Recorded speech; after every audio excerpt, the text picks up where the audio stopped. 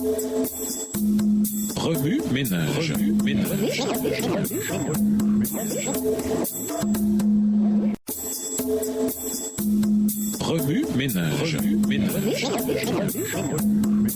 Bienvenue dans votre émission. Remue ménage. Nous voilà à la leçon 13. Illuminé de la gloire de Dieu. Lisons Apocalypse 18, les versets 1 à 4. Apocalypse 18, les versets 1 à 4. Après cela, je vis descendre du ciel un autre ange qui avait une grande autorité, et la terre fut éclairée de sa gloire. Il cria d'une voix forte, disant, elle est tombée, Babylone la grande. Elle est devenue une habitation de démons, un repère de tout esprit impur, un repère de tout oiseau impur et odieux, parce que toutes les nations ont bu du vin, de la fureur de son impudicité, et que les rois de la terre se sont livrés avec elle à l'impudicité, et que les marchands de la terre se sont enrichis par la puissance de son luxe. Et j'entendis du ciel une autre voix qui disait, sortez du milieu d'elle, mon peuple, afin que vous ne participiez point à ses péchés, et que vous n'ayez point de part à ses fléaux. Introduire la montée de l'Église. Tôt ou tard, les événements finaux vont commencer à se dérouler. On ne nous a pas dit exactement quand et comment, mais on nous en a dit suffisamment. Une loi quelconque imposant l'observation du dimanche par opposition à l'observation du sabbat sera adoptée. Le livre de l'Apocalypse nous révèle les questions cruciales en jeu et les principaux acteurs impliqués. Il décrit dans les grandes lignes ce qui se passera lorsque tous ceux dont le nom ne se trouve pas inscrit depuis la création du monde dans le livre de vie qui est celui de l'agneau, Apocalypse 13, verset 8, adoreront la bête et son image au lieu d'adorer celui qui a fait le ciel et la terre et la mer et les sources d'eau, Apocalypse 14, verset 7 dans la version Louis II.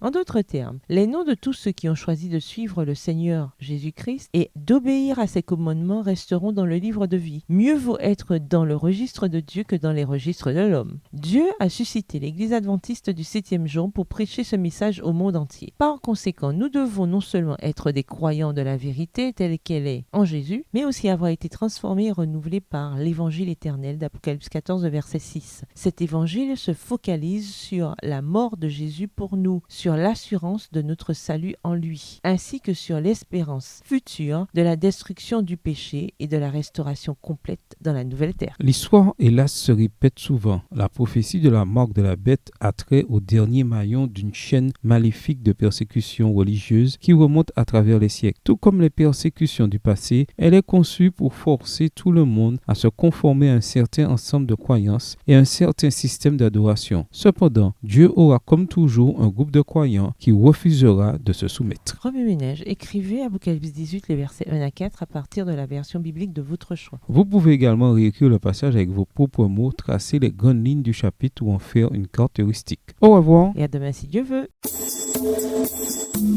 Remue ménage. Remue ménage.